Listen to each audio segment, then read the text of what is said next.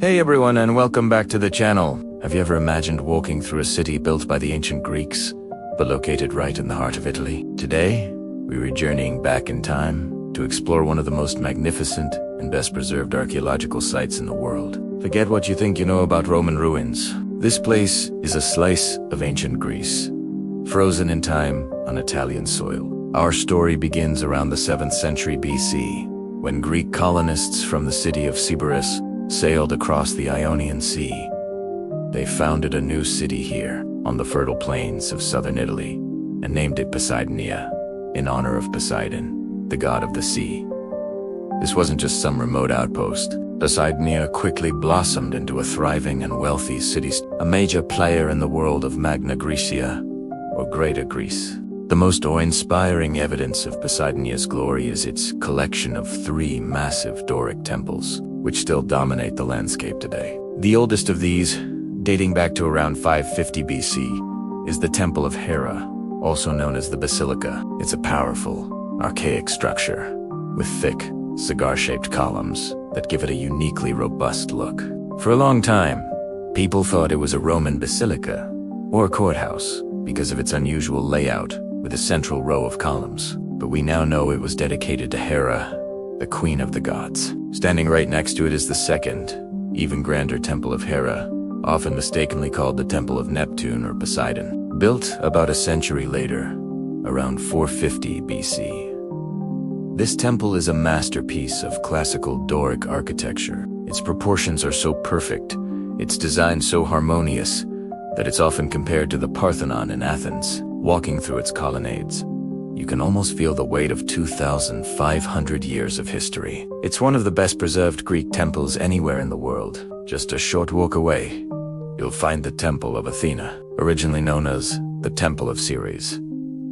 Built around 500 BC, it's a bit different. It blends the strong, sturdy Doric style on the outside with some of the more elegant, slender Ionic features on the inside, a really interesting architectural fusion for its time. From its elevated position, it once watched over the entire city, but Poseidonia's golden age as a Greek city was destined to change. Around 400 BC, it was conquered by a local Italic tribe, the Luc. They renamed the city Paestum, and while they embraced much of the Greek culture, they also left their own mark. The famous painted tombs from this period, like the incredible tomb of the diver, give us a rare and vivid glimpse into their rituals and beliefs. The tomb of the diver is particularly special, showing a lone figure diving into a stream of water, a powerful metaphor for the leap from life into the afterlife. It's one of the only surviving examples of Greek wall painting from that era.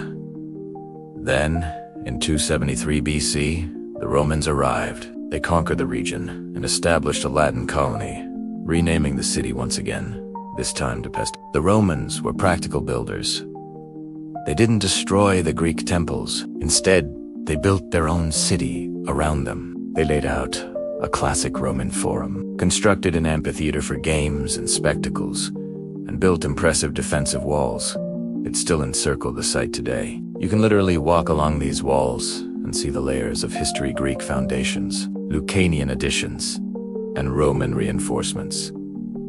Paestum continued to thrive under Roman rule, becoming an important trade hub, but its fortunes began to decline with the fall of the Western Roman Empire. The area became marshy and unhealthy, prone to malaria, and the city was gradually abandoned by its inhabitants, who moved to higher, safer ground. For centuries, Paestum was a ghost town, its magnificent temples swallowed by thick forests and swamps, its memory lost to all but a few locals. The great rediscovery didn't happen until the 18th century. During the construction of a new road through the area in the 1740s, workers stumbled upon these colossal, mysterious stone structures. The news spread like wildfire. Artists, writers, and aristocrats on the Grand Tour, who were already flocking to see Pompeii and Herculaneum, added Paestum to their itinerary.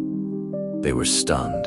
Here were Greek temples that rivaled, and in some cases even surpassed, the ruins in Greece itself in terms of preservation. Think about the romantic poets and painters of the time, like Goethe and Piranesi, standing before these ancient giants, overgrown with weeds and silent for 1,000 years. Their drawings and writings, broadcasts, Paestum's fame across Europe, cementing its status as a must-see wonder of the ancient world.